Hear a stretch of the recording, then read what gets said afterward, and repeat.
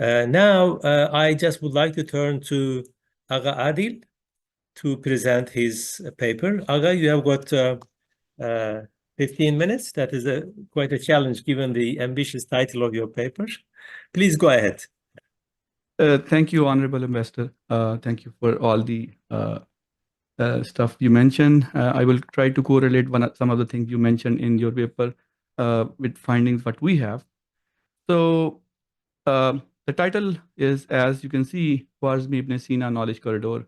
By the way, it has nothing to do with China-Pakistan Economic Corridor, even though it sounds very similar to that. If you see the last 1,000 years of human history, there are roughly around 1,200 to 1,500 people who have impacted positively on human race for centuries to come. 1,200 to 1,500 people, roughly. These are those individuals who have basically made the life of generations to come much easier, much comfortable, and much better as well. Some of these individuals, which you see on the screen right now, these are from Islamic Golden Age, from 8th century to 13th century. On the top right, you have Al-Khwarizmi. He is from the Al-Khwarizm area. Traditionally, Al-Khwarizm area is currently where Turkmenistan and Uzbekistan is. His main work is about a systematic approach to solve linear and quadratic equations, which led to algebra. And the word algebra came from his book called Al-Jabr. And he is from the region we are talking about.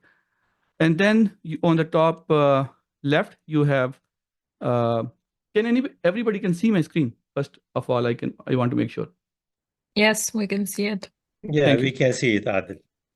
So on the top left, we have Al-Kindi. Al-Kindi is also a famous mathematician, and he is basically famous for his contribution in geometry.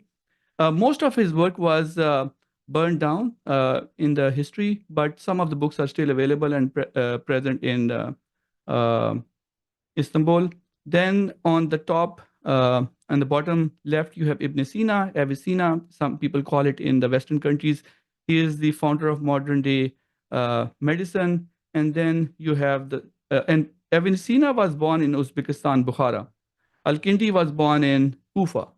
Ibn Hashim, he is a famous mathematician, astronomer, and he is the father of modern day optics. And he was born in Basra in Iraq.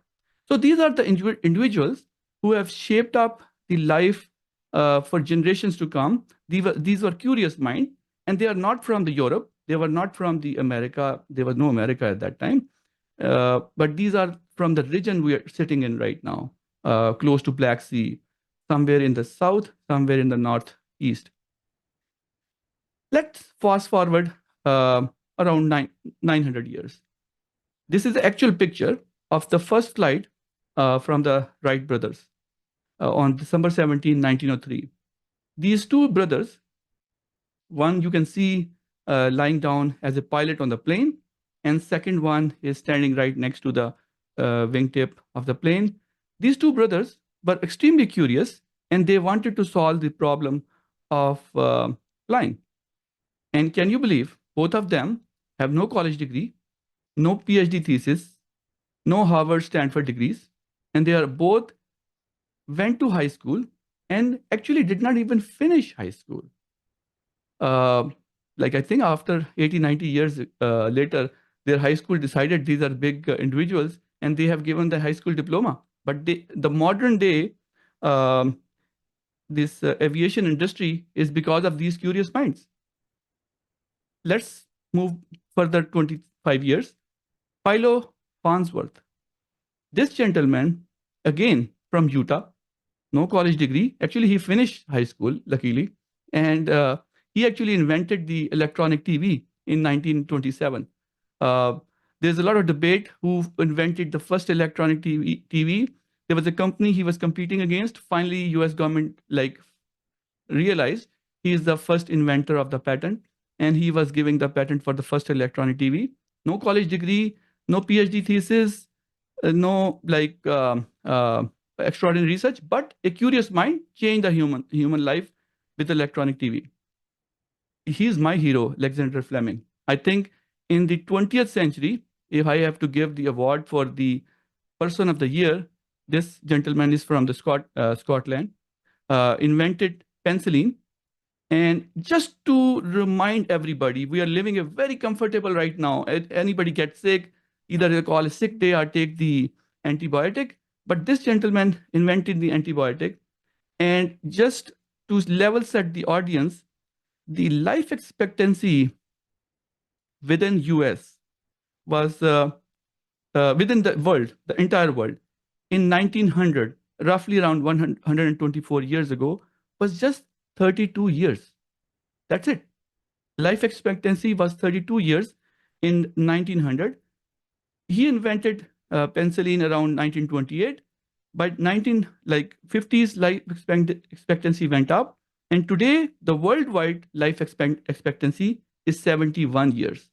So life expectancy went up by 39 years in last 120 years. And he is one of the main contributor. A curious mind, obviously medical degree from London, and also very smart guy and one of the best mind of the 20th century. I'm fast forwarding to 1995. These two individuals, on the right-hand side is Sergey Brin, and on the left-hand side is the Larry Page. Sergey is from Maryland, where I'm currently sitting, very close by, literally 20 minutes away. And he was born in Russia. Larry Page was from Michigan. And Sergey went to Stanford. Larry followed us went to the Stanford as well. They both became friends, and they both found decided they want to figure it out how to solve the search engine problem, how to basically categorize different pages online. Some of people of my age have dealt with Yahoo and other search engine as well. Search was not as comfortable as it's today because of these two gentlemen, just like degrees of undergrad. They were grad students at that time in 1995 when they came up with the Google. Extraordinary mind changed the human life with the whole knowledge management system. And here we have a beautiful, I don't think so anybody can live without Google for a single hour. I'm fast forwarding 10 more years, 2005. These are the people of my generation, my age. Roughly all of them are the same age group as I have. So Javed, Steve Chen, and Chad, they were all basically just finished the undergrad, working in a PayPal. And they wanted to share the videos with each other. And they came up with the YouTube. And look at that, like the whole media industry, the whole content sharing things have changed. And Javed and Steve were both born outside of US. Chad was born in Philadelphia, I believe. But also I want to show diversity of mind. When different mindset from different areas come together, what they can do wonders. Not even curious minds, also diversity. In the previous screen, you saw one Russian guy, one American guy came up with Google. 3 guys from different backgrounds came up with the YouTube. So in this paper, what we are presenting the Khwarizmi-Ibn Sina Knowledge Corridor based on these 12 countries. As I pointed out in the first slide, we have Al-Khwarizmi from Uzbekistan, Turkmenistan. We have Ibn Sina also from Uzbekistan, and Al-Kindi and Ibn Hashim from Iraq. So these individuals, 1,000 years ago, were from this land. And at that time, there was no Turkey, Iran, Afghanistan, Pakistan.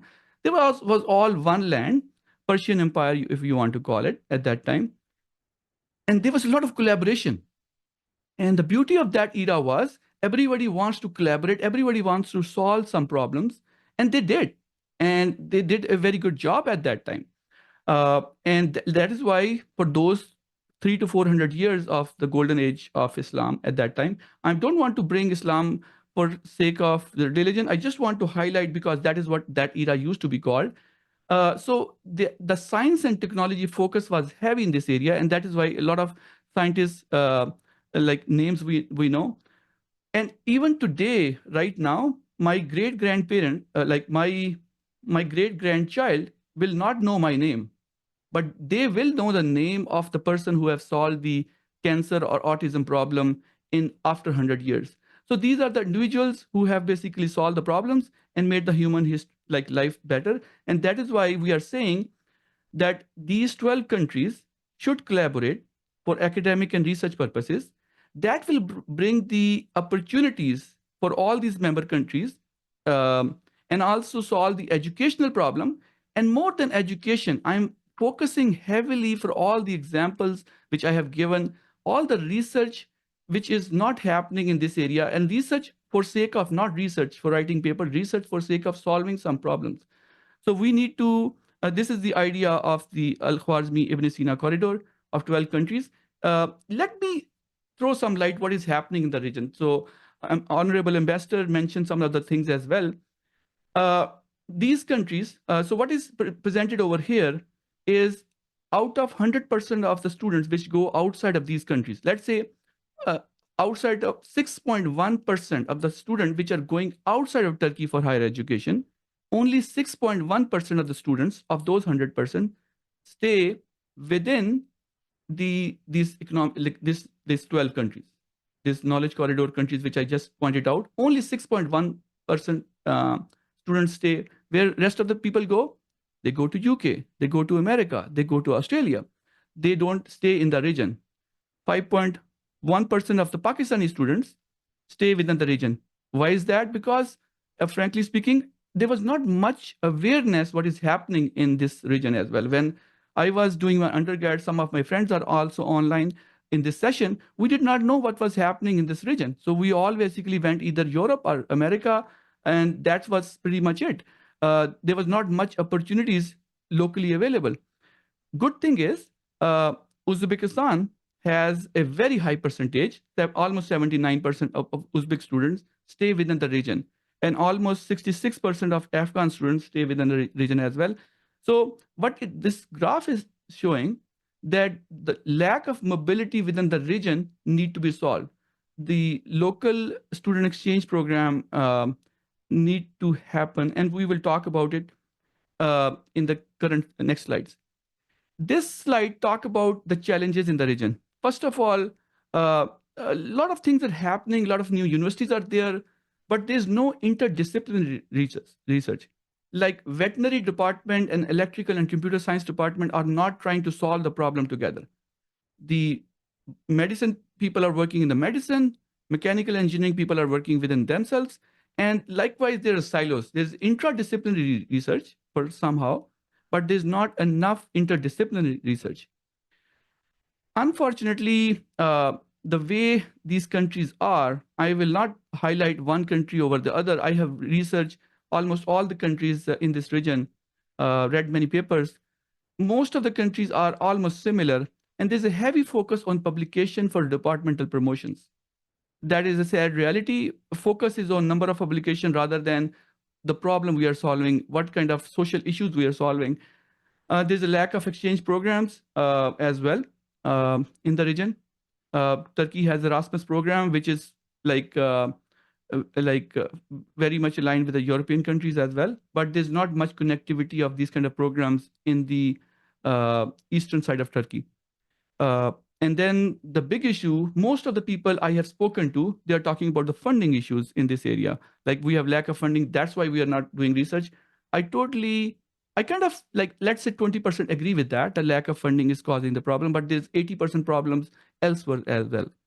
And the biggest issue is the mindset problem, the lack of innovation and product development mindset problem. This is a difference between a person sitting in Michigan, Dayton, Ohio, the Wright brothers, who basically solved the flying problem with a high school diploma, not even a high school diploma. So but everybody is thinking about, I need to finish my undergrad, I need to finish my master's, I need to finish my PhD because I need a job. The job mindset is killing the commercial product development within the school. This is a big issue.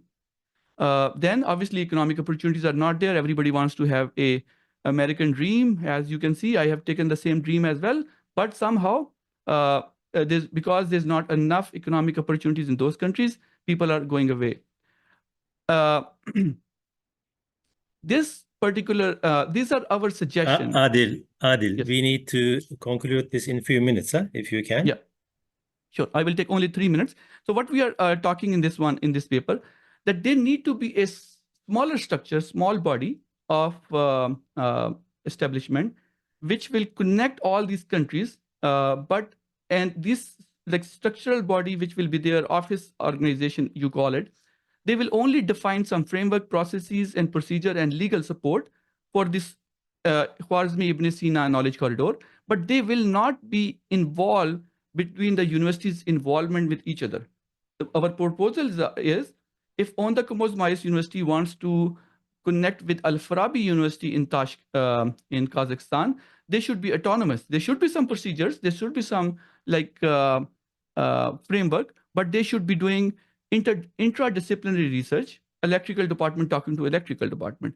Interdisciplinary research, livestock department people are talking to solve some computer vision problem. And then they should be focused on the product development. And also in the later phase, they need to be focused on the dual degree programs. As I said, the funding problems are there in this region, but funding will be automatically solved if the creativity is there. We need to solve. Honorable Ambassador, I would request you and some other friends later on that we need to highlight this issue of mobility of researchers. We need to make their mobility within the region easier. English language is a common problem because there need to be a common language within this region so that they can easily communicate and do the scientific research. And lastly, this is not an idea which we are just presenting this paper. Last year, my friends Mia Sajjad, Yasser Qureshi, who are present on this call, we all basically came to Turkey trying to understand Turkey and build the Pakistan-Turkey Dostluk connectivity. Based on that, our visit of last year, we were able to connect on the Khwarizmi University and the Ghulam Ishaq Khan University, which is a top-ranked university in Pakistan for engineering. We helped them sign the MOU, and we are very glad that a couple of initiatives, a couple of projects have already started between these universities, and those are interdisciplinary research, like the livestock and also the agriculture department of OMU is connecting to the electrical department. Our proposal is we need to expand to the 12 countries. We need to build a corridor. I need to highlight my friend Niso, who's on the call from Uzbekistan. She supported us a lot for this initiative. And for this paper, I have spoken to people in Kazakhstan, some people in Michigan. Adil, Yeah. I think we got the message. Can you just conclude, if you don't mind? So last 5 seconds is we will be working for this initiative and make it happen. This is not a paper. This is actually a mission for all of our friends. And in the next papers, we will try to highlight the funding issues and future aspect of the paper. I thank you all for the opportunity. Adil, thank you very much for this innovative proposal, I would say. I completely agree with you that there should be more, I think, coordination and cooperation among the universities from different parts of the world. And as you have said, like Erasmus exchange program, there should be an exchange program within the countries that you have just mentioned as the knowledge corridor. Of course, your paper raised a number of questions in my mind about the main mission of the universities, higher education institutions. You were emphasizing that they should do something good for the society, problem-solving initiatives that they need to engage. Of course, this is the main priority. But what we know that I think universities are departing from their traditional missions, like commercialization, privatization. And as you know now, there is a monopoly and hegemony on knowledge. We see more commercialization of the universities. This is one challenge that maybe also you can highlight later on in your papers, but I think you have touched on very useful issues. Thank you very much for your proposal and for your ideas. Now,